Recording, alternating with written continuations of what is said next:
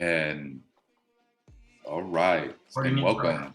Salutations, everyone, and welcome. This is episode 25 of Office Hours, hosted by the Systm. Uh, we know you guys are a global audience, so we welcome you from wherever you are to right here in this moment, in this time, in this place where we can hang together. So why are we here, right? The Systm has always had this mission. The mission is to activate creative leaders globally to tackle some of society's biggest challenges through design, Web3 technology, and community. And our vision is that you guys will use design systems, you guys will leverage development, strategy, business development to play a key role in the transformation of our planet. Again, right, this is co-creation. This is one of our core values. And we believe that co-creation is the pathway for us to being able to change the world and to create greater impact through our systems, through our work, through our art. And yeah, so this session, as always, is brought to you by Core Brand Discovery Foundation and Core's Magic, which you can pick up at coresmagic.com. And if you're catching a replay of this, we invite you to like and subscribe and comment, right? We look at the feedback that we get from our audience. We try to tailor our conversations to be as relevant as possible to you. And we can only do that if you participate. So join us. So let's talk today a little bit about our agenda. We're going to do a drop-in for about 15 minutes. Then we're going to drop into our theme, aligning teams. Was that last week? Yeah, so last week we did aligning teams.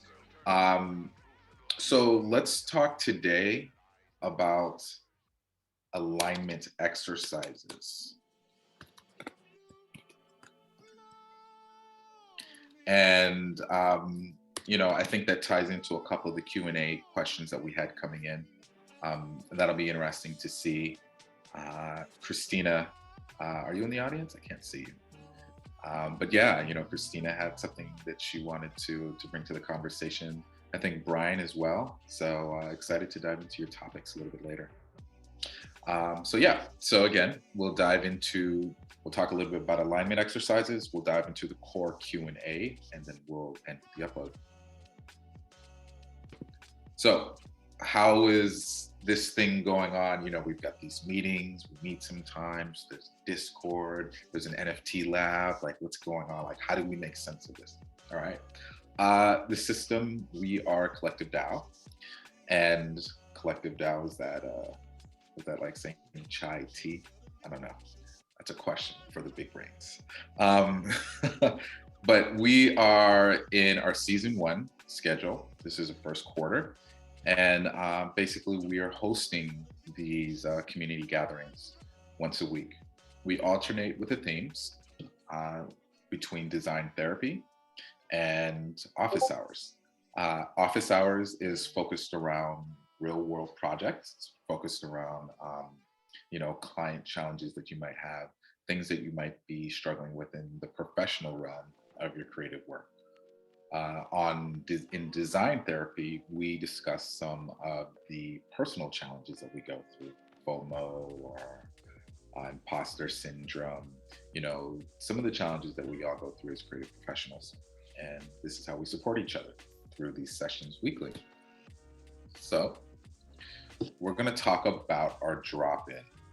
And our drop-in, I'm actually going to keep it because we're keeping it on this professional tip. And the question that I have for you is, what is one thing that you completed for a client this week that you are proud of? And I'll model that. What am I proud of this week? What am I proud of this week?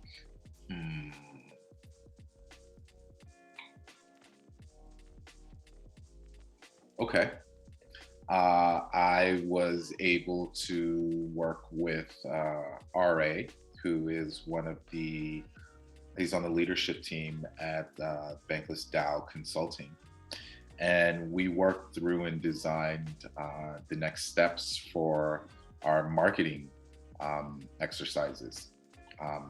I'm really excited to put it into, a mural board and to facilitate it, but we got the planning done, and he was really excited for it. He was really impressed, and I am complete. Oh, and again, my name is Keone. I'm in downtown LA, and I am a Web3 strategist. Okay, let's pass on the mic. The floor is open. I'd love to hear your lovely voices, y'all.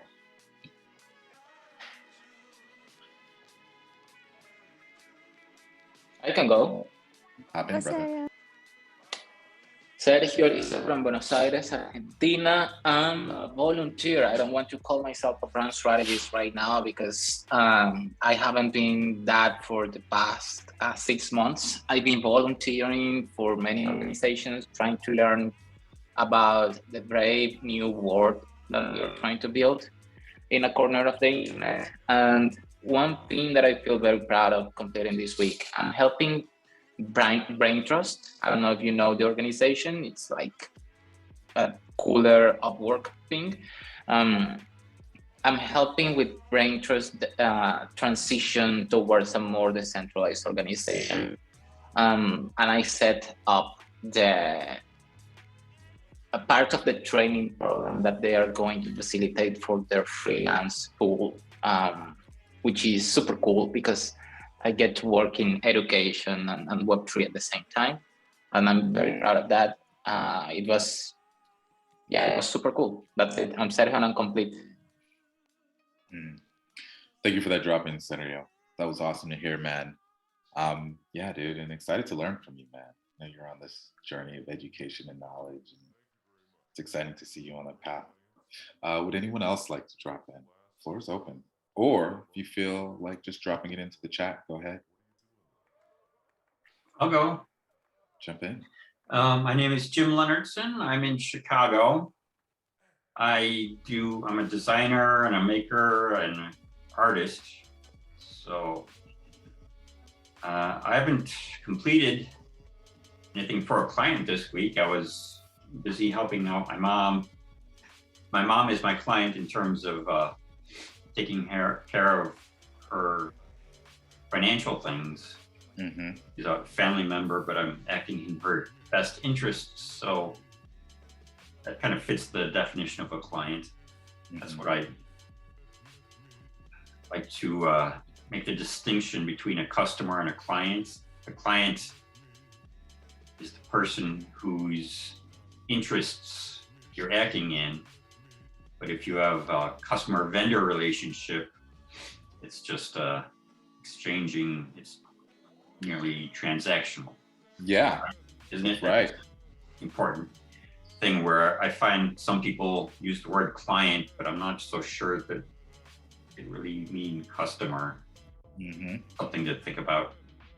Is it really a client-agent relationship? So that's me. That's who I am. I'm in Chicago. Awesome. So next.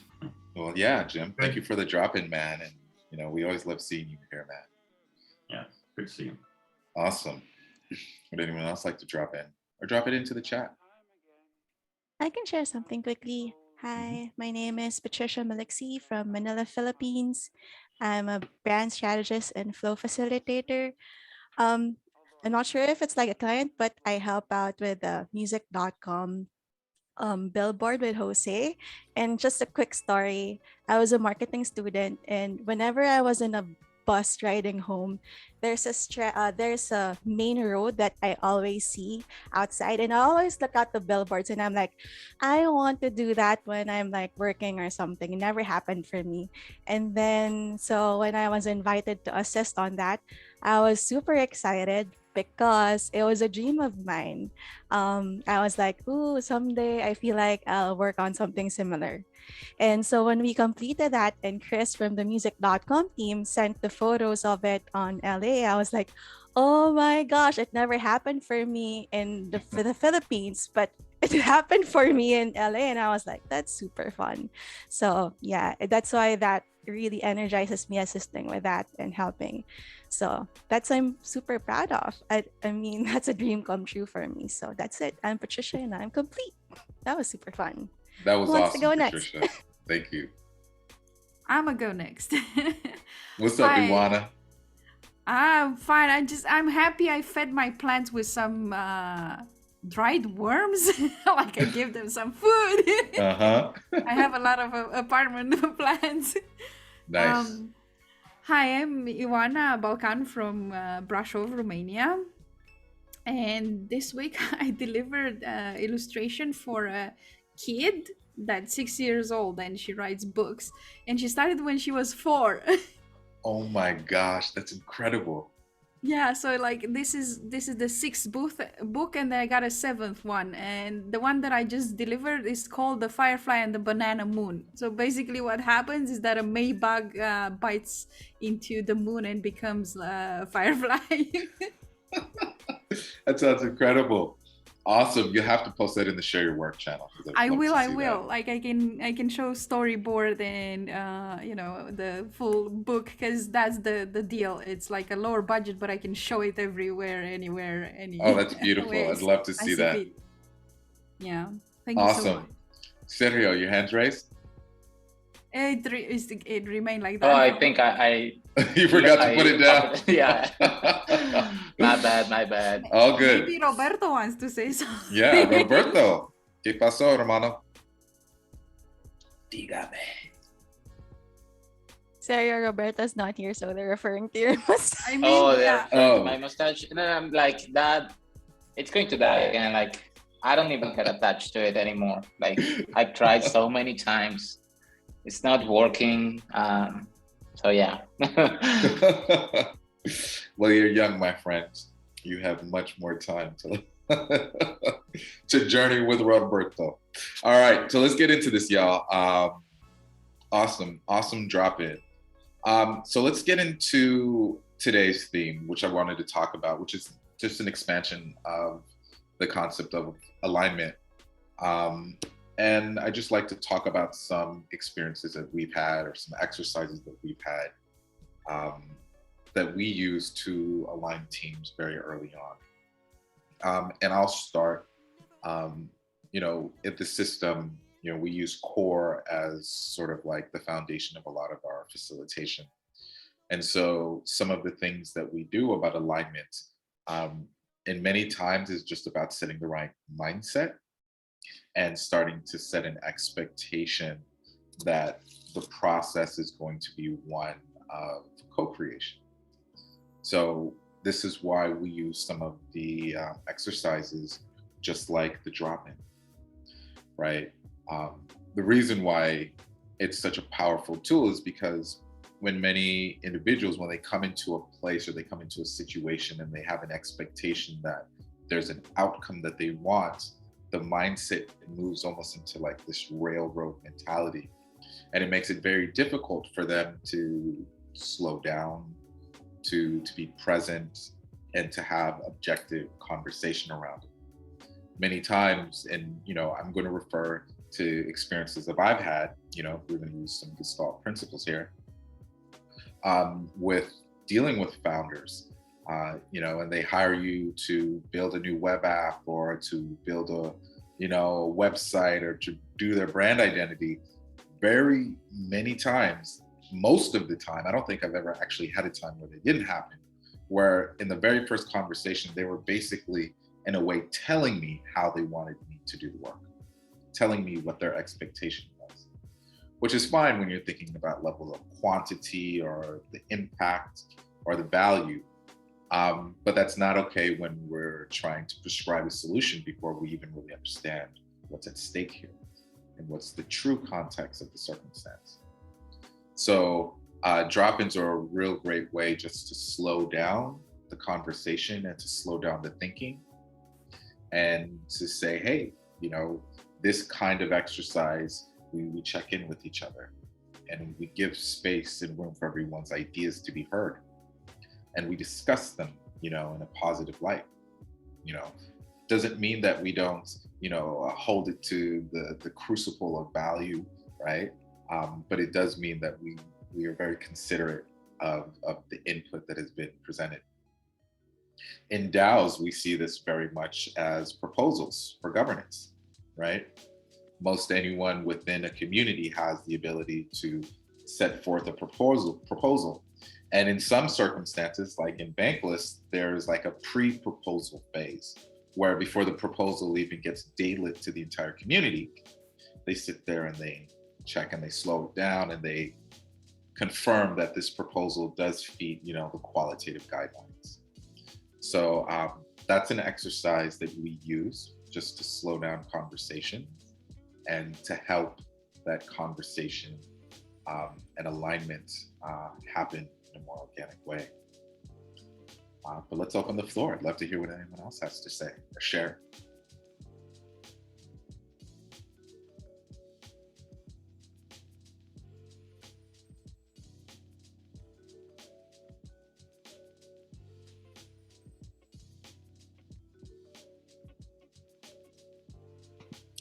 Quick question. You're talking about alignment in general, right? Yeah. Okay. Yeah, I just want to add that the work that we did a couple of months ago with the Accelerator was crucial for me in my professional life. I think everything starts by knowing yourself, by becoming self-aware and sort of aligning with yourself first before aligning teams or getting alignment with clients. It's the process of getting alignment inside teams or with clients or this kind of stuff is so much easier when you know your non-negotiables, your values, what you actually want, the kind of relationships you want to foster. So yeah, I guess if there's something that I want to say, that before starting to answer the question of how to align teams or how to align with clients, it's how do I become self-aligned, something like that. It makes it so much easier, at least for me, it has been that way. Yeah, let's expand on that thought, because I think there's something powerful there. So what Sergio is referring to is last year in our Accelerator program, I put together a course called Fire.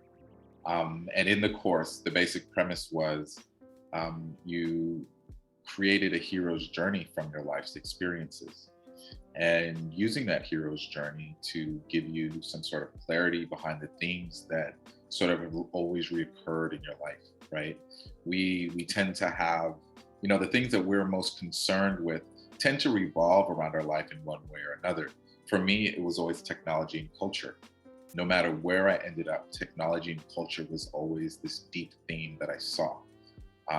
And in looking at these themes, they allow for you, again, like Sergio said, to understand like what your values are and what your non-negotiables are, to look at the things that you really struggled with and the things that you excelled in, and being able to align those opportunities so you have greater clarity on the things that will always provide fulfillment for you, or are the things that, really drove your curiosity and kept you engaged, the kinds of people that made you feel valuable and fulfilled. And so in that line of thinking, having clarity for yourself, having clarity for your values and the kind of work that you want to do, having clarity for the kinds of work and companies that you want to work with, right? Do you want to work with an REI, who shuts down on Black Friday, or do you want to work at a Fashion Nova that is going to pump out all of this cheap gear behind cultural trends? So, yeah, let me do that. I have something to add. Please. Well, Fireworks was absolutely amazing, and Accelerator in general, like it's a journey of self-discovery and actualization. But what I did before, many of you might be familiar with the Ikigai exercise. However, there's another more complex part to it called Ikigai Can.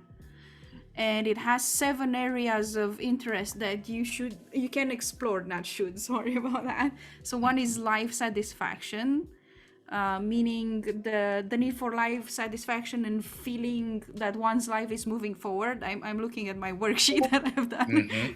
I can even share a screen if you.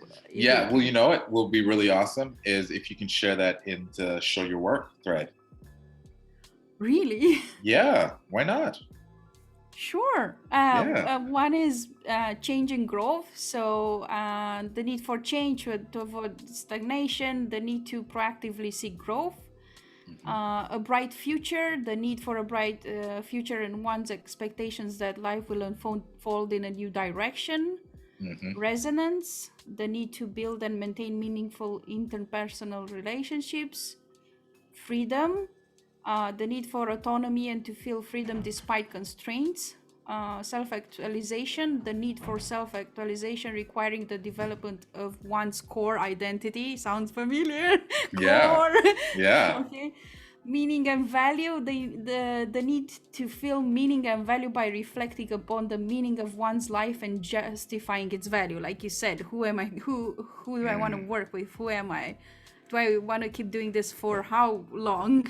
Right. And for these 7 areas, you kind of write down the challenges and the opportunities you see in these 7 areas. So, it's very much like a way for you to like identify the opportunities, again, based on, what's important to you, where your values are. Yeah. So let's use that as a segue into Christina's Q&A, because there is alignment in that kind of way with this client, right?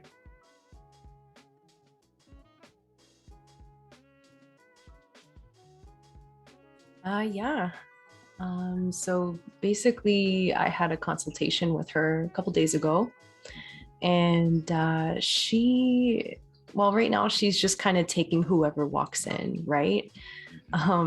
But she wants to align herself a bit more and niche down more. So she's very interested in niching and finding her person.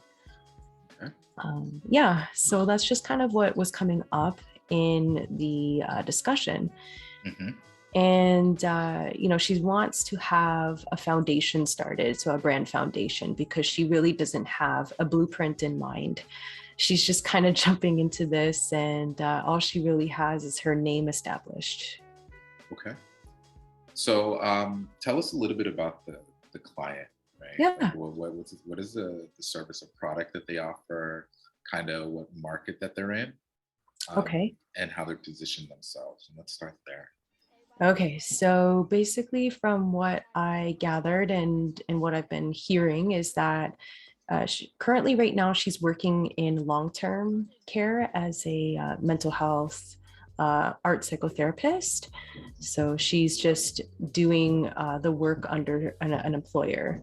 So she wants to open her own practice on the side, because I guess she said that she did some contract work for another person doing art therapy in a space in person. So her service was one-on-one art therapy in person.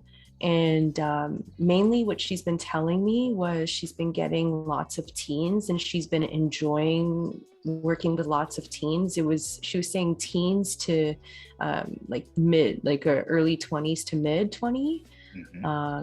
And most of the problems that were coming up, because I was asking her what kind of psychographic problems are coming up often. A lot of what she was saying was like, they don't know who they are. So there's like an identity crisis. But she was saying all these other things too, anxiety, depression, the common ones, right?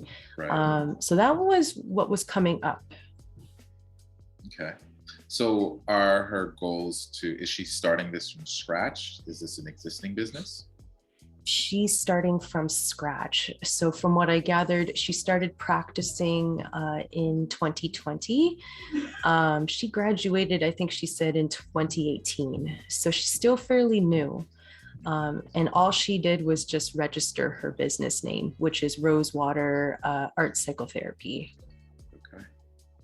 And she has like I'm assuming her name, like that's how she's been known in the space. Like, does she have any kind of like equity? Do people know about her? Does she have like a social media following? Like where? I think she just said that she has Instagram, but I don't think she's really pushed anything online very much. She seems to be very unsure of coming online because she's like an artist as well. So she was saying, you know, I'm a little bit skeptical by putting my art online due to copyright issues. So that made me think she's a little bit, you know, scared to come online. So she's been doing a lot of in-person work. So I don't think she's very well known right now, at least with the name that she has. Okay. Yeah, I just wanted to know if she had any social equity coming into this endeavor. Okay. And then the next question that I have is, what is there the terms of your engagement? You know, like how did you guys meet? Has there been any expectations? Like, you know, where is that at? Good question. So she found me through Instagram because I was running like a campaign about the branding package that I had. So she was very intrigued. She loved one of the portfolio pieces that I posted from my previous art therapist project. So, you know, she loved everything that I was saying and hearing. She's been following me for a while, she said, because of all the value that I've been bringing through content. So I was very excited about that. And she wanted me to help her out because she just loved the term niching. She really wants to get clear.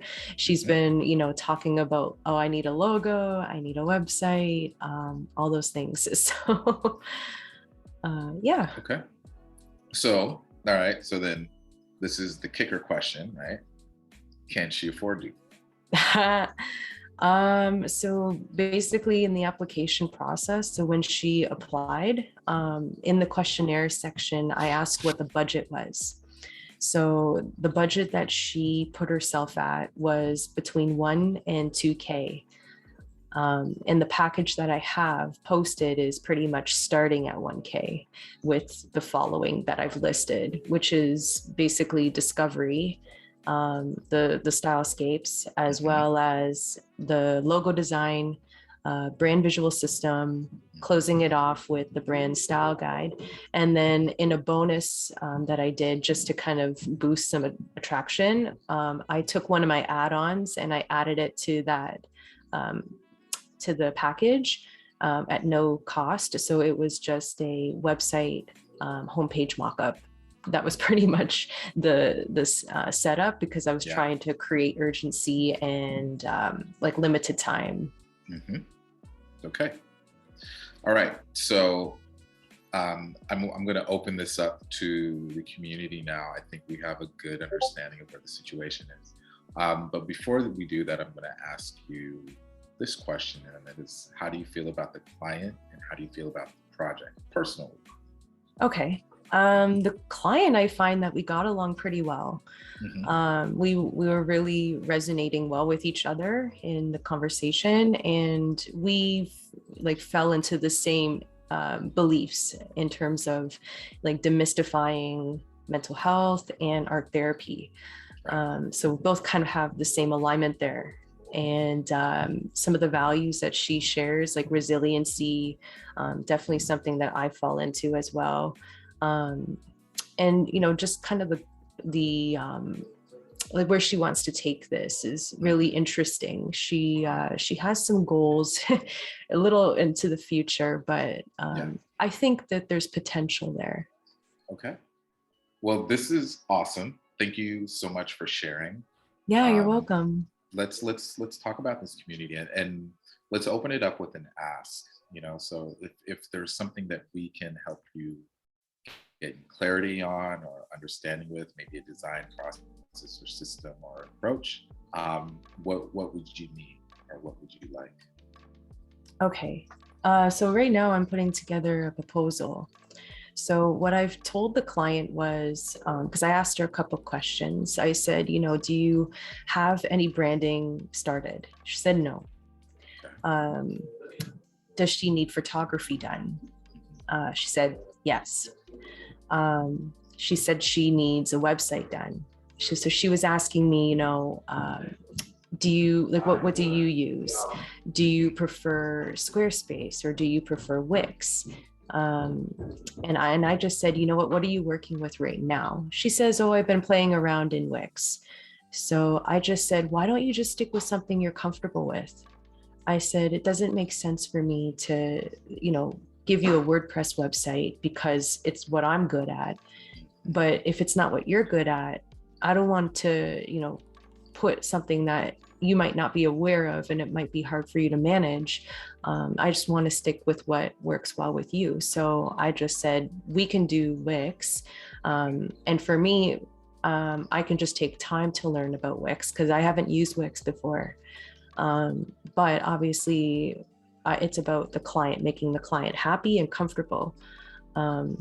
So that was kind of the discussion there. So I was trying to kind of ask the right questions in terms of, what she needs, right? Because photography, I feel, is important, especially when you're trying to be authentic and try and share what art therapy is about. Because the biggest problem right now with communication is people don't understand art therapy.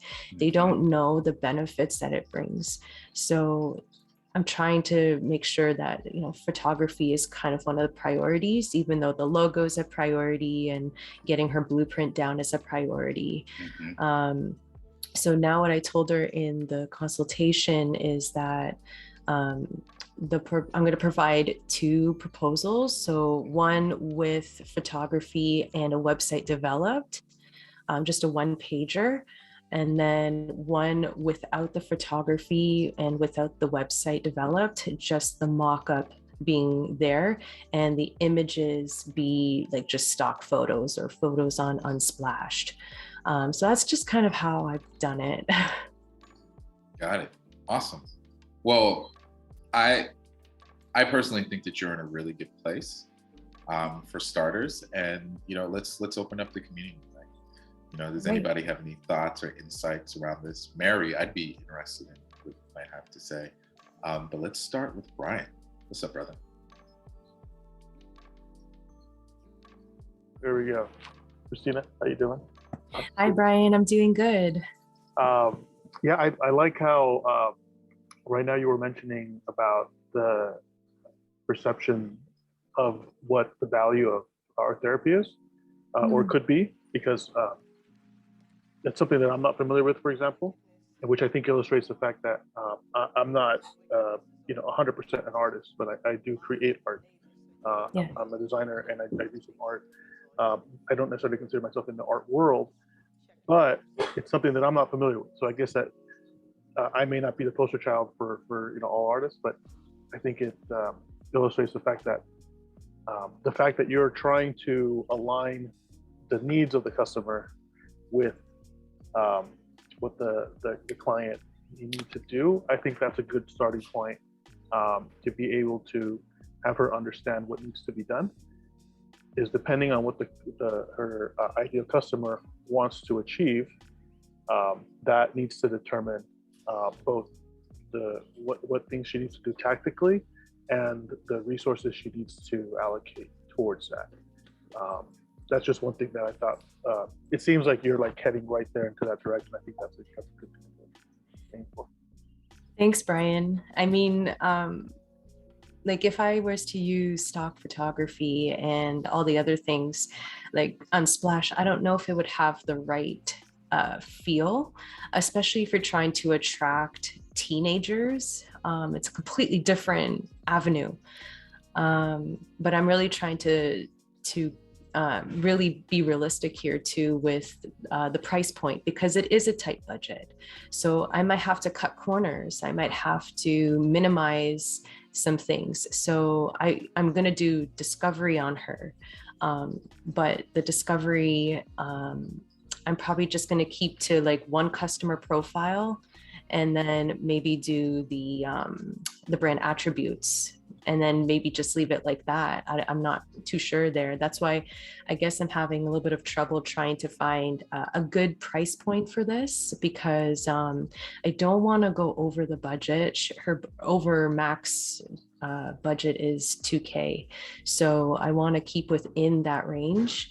But at the same time, I don't want to like lose too much on this either, but I want to help her out too, because this is my first client and my actual first time actually getting like a 1K job. Like this is the first time I've actually sold my services for 1K. So yeah, it's a big thing. Let's take a moment, and I just want to congratulate you on that. You know, like real talk, right? Raising our prices and getting our value. And here's the thing, Christina, you're worth more than that. Thanks, Keone. Yeah. So would anybody else like to add anything? I have some thoughts. Can I just mention one thing real quick before? Please, sorry, Brian. Michael. Just it's specifically on what she was mentioning. And by the way, I've seen her work. It's pretty good. It is worth more than that. What I was going to say is that the whole budget topic, at least from my experience, it's fairly relative. It's not the budget when they say, "Oh, this is my budget." It's not only relating to what they think the value that you're bringing is worth. It's not only it's not just that, and it's not only this is the money that I think I can allocate towards that. There's a certain type of compartmentalization that they're having in their mind, which separates the different parts of their business into different parts of their mind where things get allocated. And basically what I'm trying to say is that the budget that they have, that's not really all the money that they have for that. It's more of a way of saying, in her mind space, for what she thinks you're going to do, she has a certain dollar amount. But if you're actually going to provide value that's beyond the scope of that, there's money. I mean, she has a business, she has operating costs, and she has other things that she spends money on, whether it's things that she purchases, personnel, and things like that. She has a building. I mean, so they're actually spending quite a lot of money.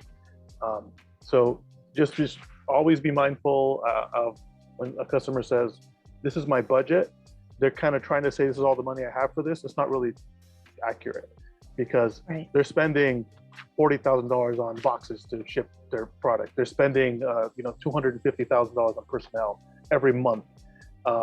So when they say, "Oh, I only have 1K or 2K to spend on this," it's not really true. It just means that I haven't seen or I haven't been explained enough how this provides more value than this. So this only fits in this little pocket of my mind, and I think that this is how much I can allocate to that. But if you can expand that, then now you can start to show them, look, if this is what you need to do, right, in order to fulfill the objectives of to fulfill the needs of your clients, but it's actually going to cost 5K.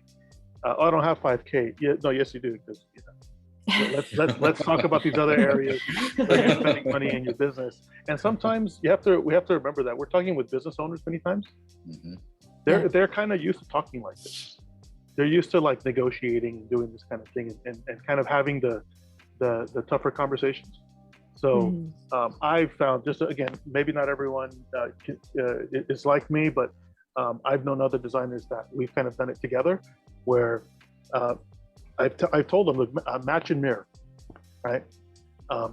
If business owners, they like to kind of be spoken to in the way that they're speaking to you, right? And if they're telling you, hey, this is, they want to see that reciprocated to them. And so sometimes you do need to say, look, I understand you run a business.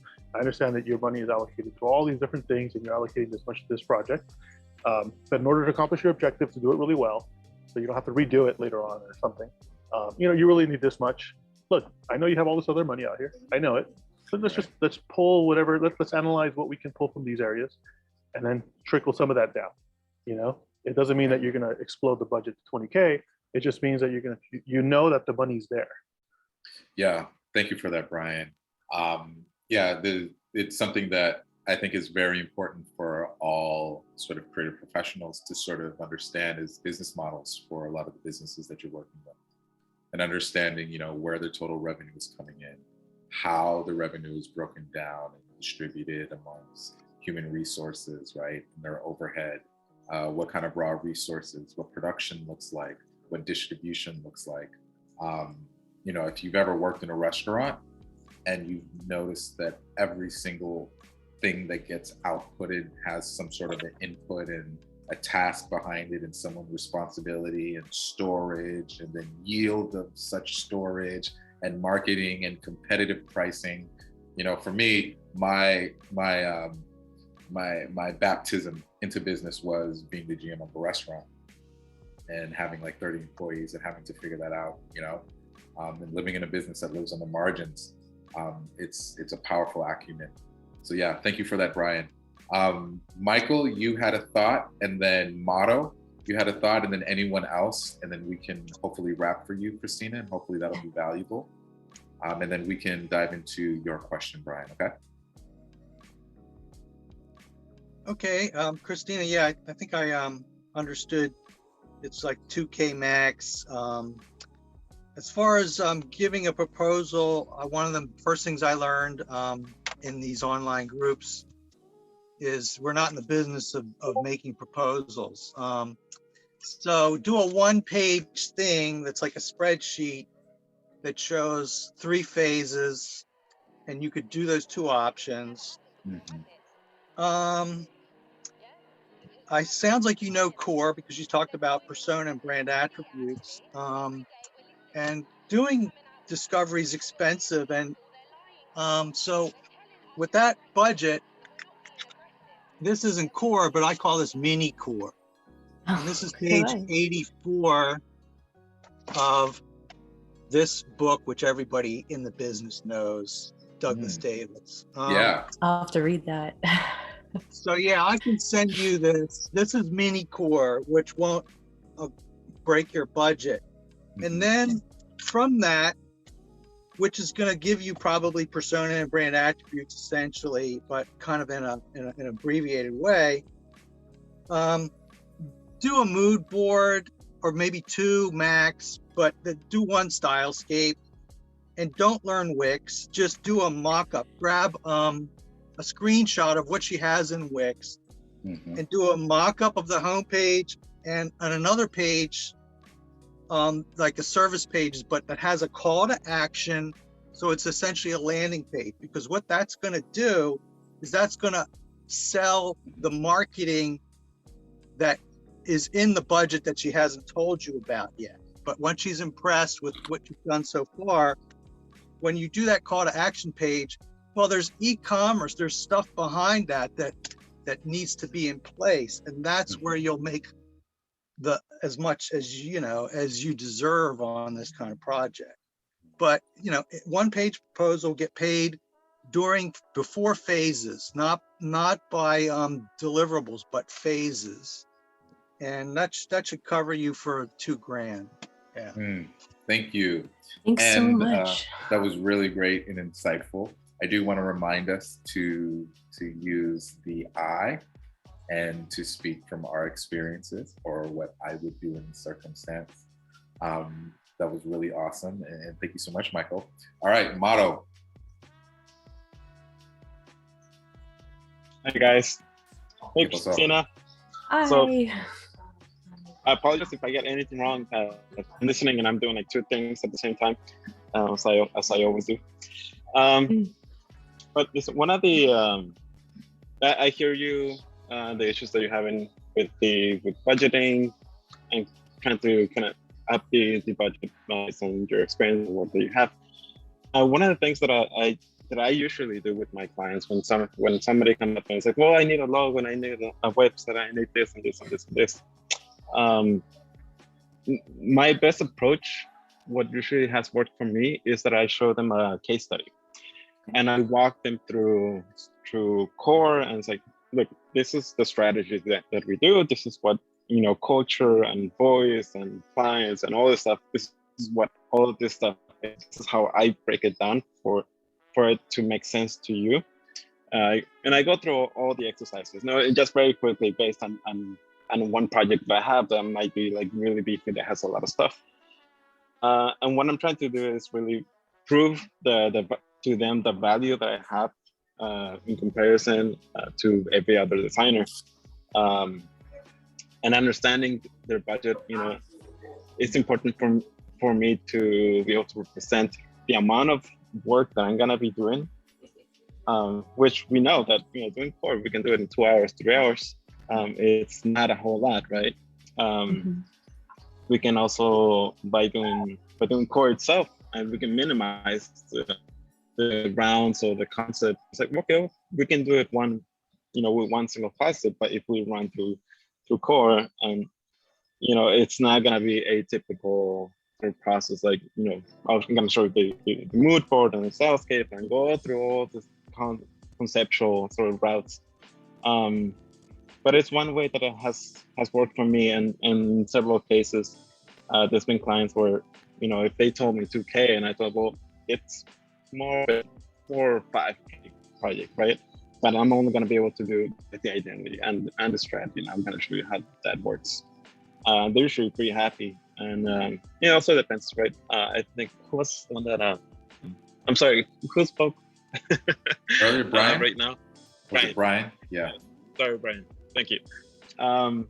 Like the way that he was talking about breaking it down in phases, like that's another really, really smart way to do it, right? You can say, well, you need a website, you need a logo, but we can break this down. You can say, okay, if your budget really is 2K, let's just focus on the identity, and that's it. And then save up, and we'll do phase 2, which will be the website. Then phase 3, and from there you can start to up the budget as you start to move along throughout the phases. Right. But I think all in all, it's having a very solid case study where you show your process and strategy and how you approach it, and the value that your client is going to receive because they're working with you. It's something that's really important. That being said, for me personally, this is only for me. I always like to donate a certain amount of hours to my clients, for a month or whatever it may be, and that's just because I like to help. I like to be able to give my clients extra value, and it's something that I can afford, right? Obviously, it's not for everybody. This is something I'm just speaking for myself. But if it's something also that you want to do, and you can say, well, I can put in 5 hours, so I can just donate a month. Usually clients are really, really happy with that. And they're like, oh, that's amazing. Yeah. Well, if you don't mind, we can just do 5 hours next month for, whatever other project. It's little things that you can do to not come off so business cold and kind of direct. Just be like, okay, well, we can do this and we can accommodate this. Flexibility in the negotiation. Yeah. Right? Exactly. There's different methods that you can use. Yeah, I really appreciate that motto. Thank you so much. Yeah, the phase breakdown was really great. And the way that you can break down the services. I personally like retainers. Mara and I, we're business partners, and that was one of our tactics that we used to help us scale. Was we would set up retainers with our clients, knowing that they were constantly coming to us monthly with all of these small gigs. So we said, okay, we are going to lock in this amount of studio time that you have with us on a monthly basis. We'll lock in it at this rate, and if you go over, then you'll charge this rate. And every single time they went over. But it was a way for us to build consistency. We knew that 3 months out, we had already booked our time, and that we were going to be delivering this work, and that we were going to get paid for it. We set our value up in the beginning, and then Exactly. we continuously developed and delivered that value. Yep. Awesome. Thank you, Mato. Let's go with Jim and then Chris. Okay, Christina. Hi. Hi. An idea I learned last year. I took a brand strategy sprint with section 4. If you've heard of Scott Galloway, the business professor, he No, I have not. uses a clock model. One of his parts of his brand structure is a clock model, where your client has 12 points in a circle, or read this way, 1 through 4 is their brand pre-purchase elements, and then 5, 6, 7, 8 would be the purchase process, where your customers are actually at the website or the store deciding what they're getting, what they're selecting, or reviewing choices and interacting. User interface, user experience design is part of that brand thing. And then the post-purchase elements would be 9, 10, 11, 12 on your clock. So you maybe want to have 3 or 4 areas to allocate the capital and the budget and the effort with your client, and let them try to prioritize those ideas that you would provide and see it. And Professor Galloway mentioned that most companies these days are learning to allocate less things to pre-purchase and doing more purchase and post-purchase efforts. So they'll find some customers and encourage repeat business and encourage the customers to get new other customers and share their brand messaging with new people, things, and repeat preferred customer programs, things like that. So they go back through the clock to 1, 2, 3, 4. So the previous customer gets more of the pre-purchase messages. Yeah, that's very So interesting. that turns into, I don't know if your budgeting conversations are framed in this capital allocation way, instead of if their client is thinking of piles of chips on a gambling table and they don't know what the cards are going to come up, and some of those chips will disappear. Is that their idea? But make it a different structure where, yeah, you allocate a cyclical thing with your efforts and your budget, and it feeds more. So it's not thinking about thinking everything's at risk, and that budget is money that's going to possibly go up in smoke. Yeah. Yeah, I think that also brings into the concept of lifetime value for businesses, right? Like the worthwhile investment, knowing that a customer has a potential lifetime value of X amount. In the restaurant industry, you use that as one of the earliest metrics to justify, a lot of your marketing initiatives. And then I saw that, at scale for Apple, and how they, calculated lifetime value of users based on products.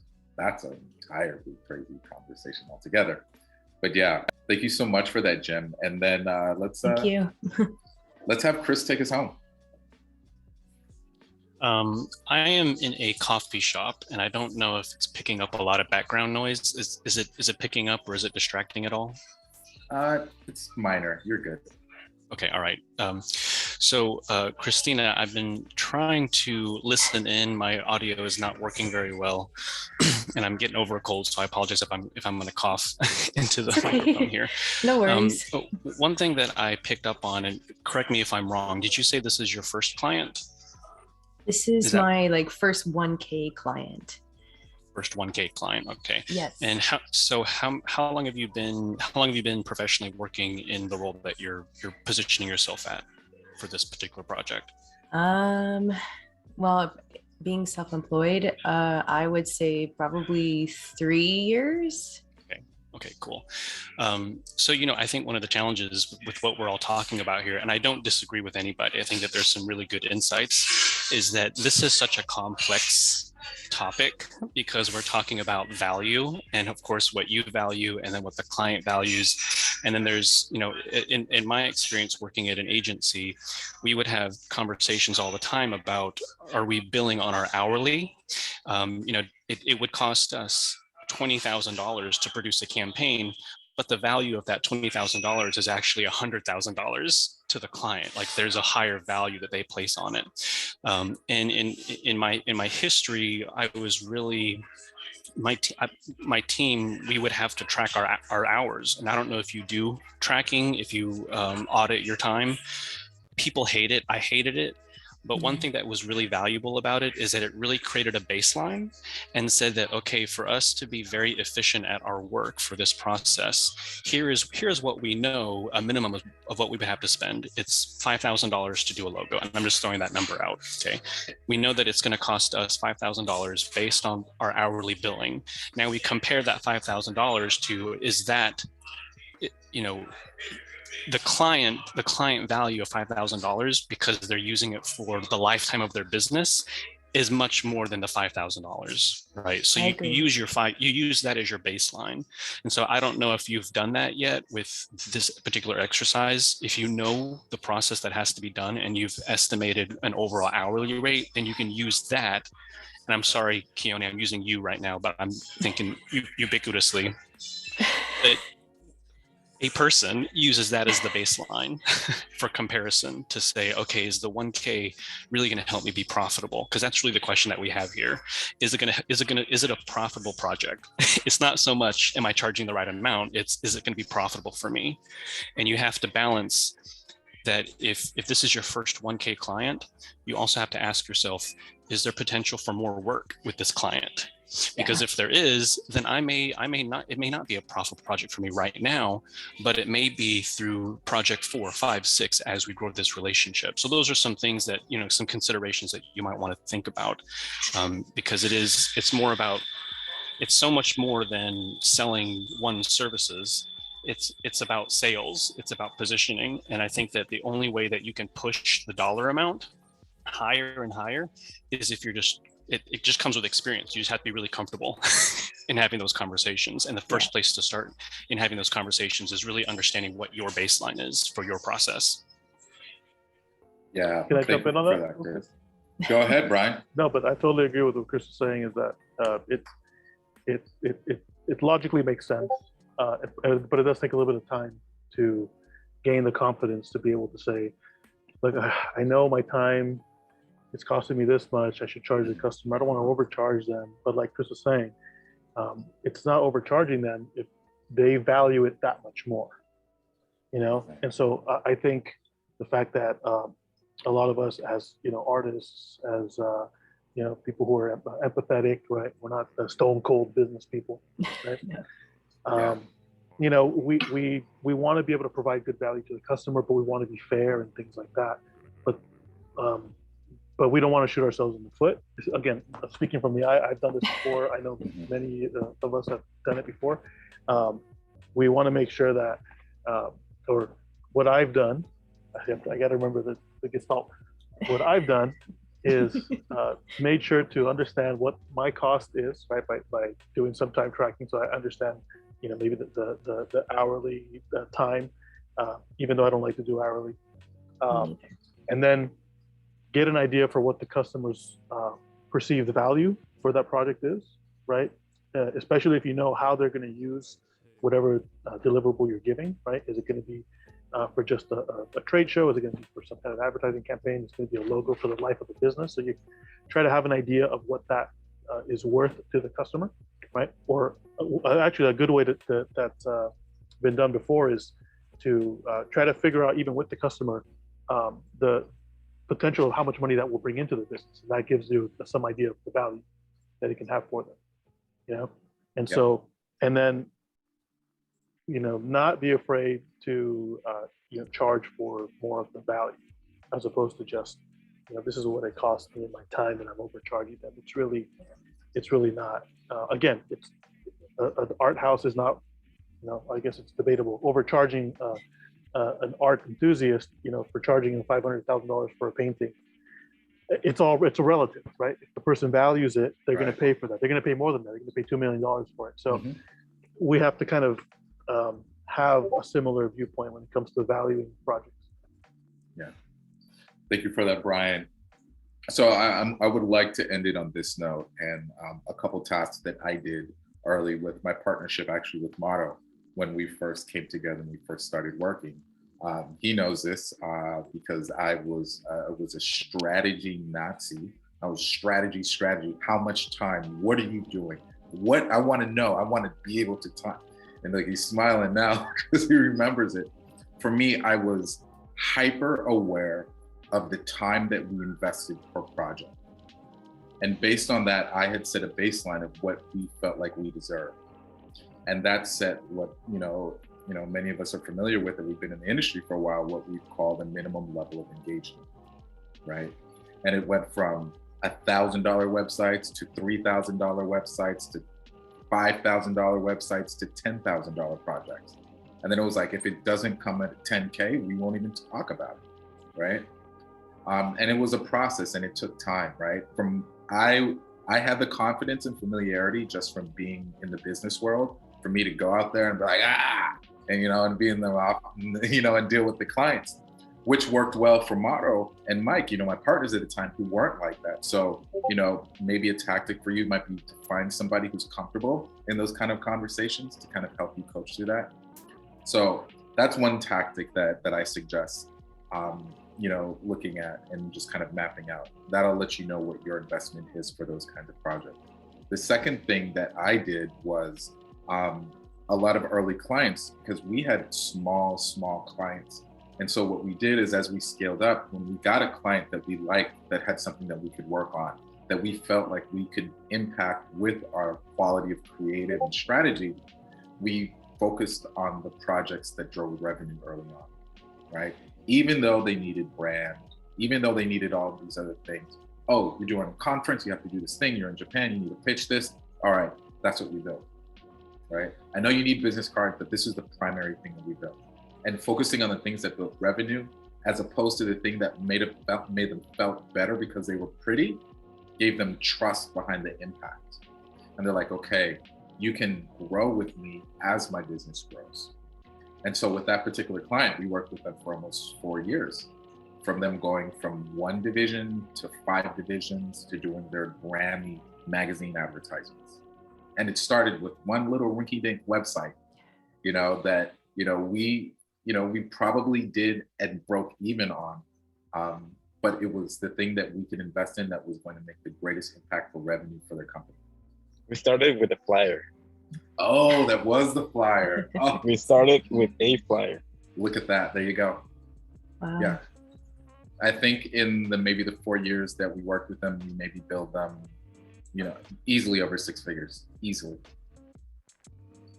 So yeah.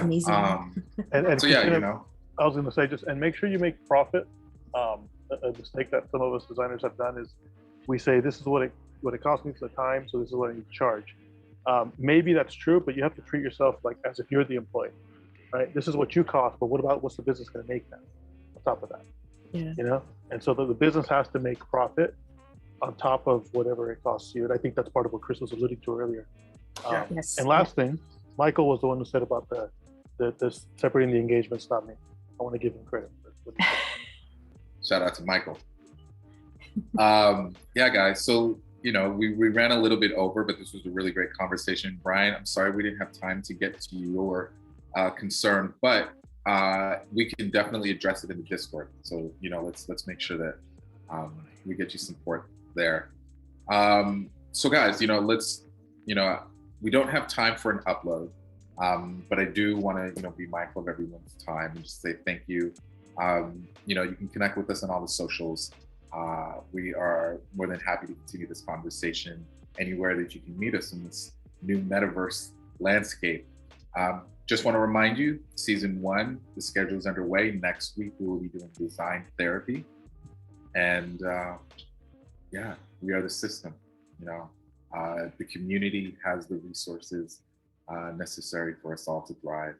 And if we can be patient enough and kind enough to stop and listen, the secrets are in the conversation, as Pape would say so eloquently. So much love, y'all. Thank you guys so much for the convo. Christina, I hope this was valuable for you. Thank you. It certainly was. Thank you for everyone that participated. You guys have an excellent weekend. F1 this weekend. Louis Hammy, let's go, baby. Alrighty, y'all. Take care. Good seeing you all. Take care. Bye. See you all. Bye. Thank you so much.